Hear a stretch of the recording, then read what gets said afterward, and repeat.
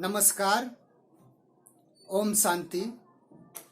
मैं अनिल कुमार आज आप लोग के बीच 9th क्लास के इंग्लिश का 5वां पाठ का नाम है इको एंड नर्सिसस, अर्थात प्रतिध्वनि और नरगिस का फूल का भावार्थ लेकर आया हूँ। पहले परिचय जानेंगे, फिर पाठ का विस्तार समझेंगे। तो शुरू करते हैं। The present myth from Greek mythology introduces two people, Echo and Narcissus. प्रस्तुत पौराणिक कथा जो यूनानी पौराणिक कथा से ली गई है, दो व्यक्ति का परिचय कराती है, इको और नर्सिसस। Their names have a meaning in the myth that has carried over to our present day language. पौराणिक कथा में उनके नाम का अर्थ है जिसने हमारे वर्तमान भाषा को आगे बढ़ाया है। The given piece has been rendered in English by Moira Kerr and John Bennett. दिया गया अंश अंग्रेजी में मोयरा केर और जॉन बेनेट के द्वारा रूपांतरित है। Not many men or even gods, अधिकांश पुरुष ही नहीं, यहां तक देवता भी, were as handsome as young Narcissus, उतने खूबसूरत नहीं थे जितना युवक Narcissus. So fair was he that almost everyone who saw him fell in love with him and with him that moment. वह इतना सुंदर था कि लगभग कोई भी व्यक्ति जो उसे देखता था उसी समय उससे प्यार हो जाता था।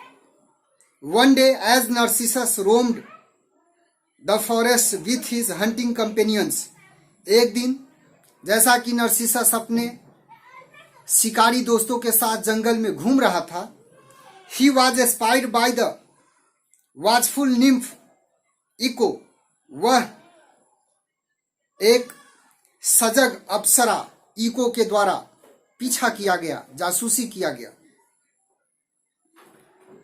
She had once been a great chatterer, वह कभी बड़ी बातूनी थी। Ready to talk to any passerby, और बगल से गुजरने वालों के साथ बात करने के लिए तैयार रहती थी। On any subject at any time, किसी भी विषय पर किसी समय। And on several occasions she had detained goddess Hera with hours of casual talks, और कई अवसरों पर उसने देवी हेरा को इधर उधर की बातों में घंटों रोक दिया। Just as Hera was on the point of stumbling upon Zeus, उस समय जब हेरा जियस को पकड़ने वाली थी उसकी एक अवैध प्रेमिका के साथ। Eventually Hera grew so envied that she put a curse on Echo, परिणामतः हीरा इतनी नाराज हो गई कि उसने इको को श्राप दे दी। And from that time on, और उस दिन के बाद से, द अनफॉर्चुनेट निम्फ, वह अभागी अप्सरा, could say nothing but the last few words that she heard, कुछ नहीं कह सकती थी सिवाय कुछ अंतिम शब्दों को जिसे वह सुनती थी। Trembling Echo followed Narcissus through the trees, कांपती हुई इको पेड़ के पीछे से नर्सिसस का पीछा की। She longed to go closer to him to gaze upon the beauty of his face. वह नर्सिसस के करीब जाकर उसके चेहरे की सुंदरता को देखना चाहती थी। But she feared that he would laugh at her silly speech. लेकिन वह डरती थी कि वह उसके बेवकूफी भरी बात पर हंसेगा। Before long, शीघ्र ही नर्सिसस wandered away from his companions. नर्सिसस अपने साथियों से भटक गया. And when he realized he was lost, और जब उसने महसूस किया कि वह खो गया है, he called in panic. वह घबराकर पुकारा, बोला, Is there anybody here? क्या यहाँ कोई है? Here called Echo. Echo बोली, यहाँ. Mystified by this reply, Narcissus shouted, Come. उसके जवाब से अचंभित होकर नर्सिसस ने चिल्लाया, आओ. कम shouted Echo. Echo भी बोली जोर से, आओ. Narcissus was convinced that someone was playing trick on him. नर्सिसस को विश्वास हो गया कि कोई उसके साथ छल कर रहा है, कोई उसके साथ चाल चल रहा है. Why are you avoiding me? He called. उसने कहा, तुम मुझसे दूर क्यों हो? The only answer he heard. उसने केवल एक ही जवाब सुना. Was his own question. वह उसका अपना ही प्रश्न था. Repeated from the woods. जो जंगल की ओर से दोहराया गया. Come here and let us meet. Pleaded Narcissus. नर्सिसस ने विनती किया, यहाँ आओ और हम लोग मिले. Let us meet. Echo answered delighted. Echo प्रसन्न होकर के बोली, हम लोग मिले. She overcame her shyness. वह अपने शर्म से बाहर निकली. And crept from her hiding place to approach Narcissus. और अपने छुपे हुए स्थल से नर्सिसस के पास पहुंचने के लिए चलने लगी. But he satisfied now that he had solved the mystery of the voice. लेकिन वह अब संतुष्ट था कि उसने आवाज के रहस्य का समाधान कर लिया है. Roughly pushed her away and ran. जोर से उसे धक्का दिया और वहां से चल पड़ा. I would die before I would have you near me. He shouted mockingly over his shoulder. उसने अपने कंधा को उठाकर उपहास करते हुए कहा, मैं तुम्हारे पास आने से पहले मर जाऊंगा. Helpless Echo had to call after him. बेचारी इको को उसके पीछे आवाज देना पड़ा. I would have you near me. मैं तुम्हारे पास आऊंगी. The nymph was so embarrassed and ashamed that she hid herself in a dark cave. वह अप्सरा इतना घबरा गई और शर्मा गई कि उसने अपने आप को एक अंधेरे गुफा में छुपा ली. And never came into the air and sunlight again. और दोबारा कभी भी हवा में और सूरज के प्रकाश में नहीं आई. Her youth and beauty withered away.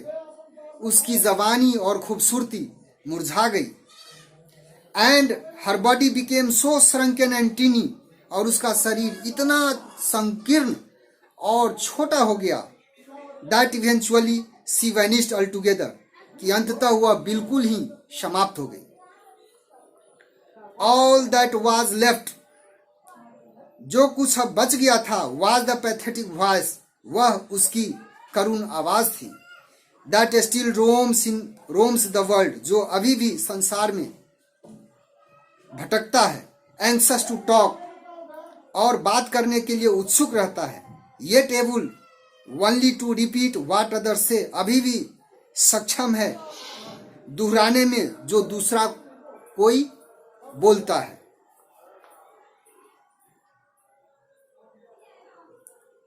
Poor Echo was not the only one to be treated brutally by Narcissus. बेचारी इको एक अकेली नहीं थी जो नर्सिसस के द्वारा क्रूरतापूर्वक व्यवहार किया गया. He had played with many hearts. उसने अनेक दिलों के साथ खेला था. And at last one of those he had scorned. और अंत में उन्हीं में से एक जिसका उसने तिरस्कार किया था, prayed to the gods. ईश्वर से प्रार्थना किया that कि Narcissus would someday find himself scorned by one he loved, कि नरसिसस भी एक दिन जिसे वह प्यार करेगा उसके द्वारा तिरस्कृत किया जाएगा। The prayer was heard and granted, वह प्रार्थना सुनी गई और मंजूर कर ली गई। Tired and thirsty from his hunting, अपने शिकार से थका और प्यासा, नरसिसस threw himself down beside a still clear pool to drink. नरसिसस बगल के एक शांत स्वच्छ तालाब में पानी पीने के लिए अपने को नीचे उतारा। As he leaned over the shining surface, जैसे ही वह चमकते हुए सतह के ऊपर झुका, he saw the reflection of the most beautiful face he had ever seen. उसने एक बहुत ही सुंदर चेहरे का प्रतिबिंब देखा जैसा पहले उसने कभी नहीं देखा था। His heart trembled at the sight. उस दृश्य को देखकर उसका हृदय, उसका दिल धड़कने लगा। And he could not tear himself away from it, his own image. और वह अपने ही प्रतिबिंब से अपने आप को दूर नहीं कर सका। For a long time Narcissus remained there beside the pool. लंबे समय तक नरसिसस जलाशय के बगल में बैठा रहा। Never raising his eyes from the surface, और सतह से कभी अपने निगाह को नहीं उठाया। And from time to time murmuring words of love, और समय समय पर प्यार के शब्दों को बुदबुदाता रहा। At last his body withered away, और अंत में उसका शरीर मुरझा गया। And became the stem of a flower, और एक फूल का तना बन गया। And his head the lovely gold and white blossom, और उसका सिर एक प्यारा सुनहला और सफेद फूल बन गया। Which still looks into quiet pools, जो अभी भी शांत तालाब को देखता है, झांकता है। And is called Narcissus, और नरगिस का फूल कहलाता है। इस प्रकार से इको एंड नरसिसस का भाव पूरा होता है। आशा करता हूं यह वीडियो आपको बहुत अच्छा लगेगा। यदि आपको यह वीडियो अच्छा लगता है तो आप अपने दोस्तों के बीच शेयर कर दें। यदि आप इस चैनल पर नए हैं तो सब्सक्राइब कर लें। आपने इस वीडियो को देखा, इसके लिए आपको बहुत बहुत धन्यवाद।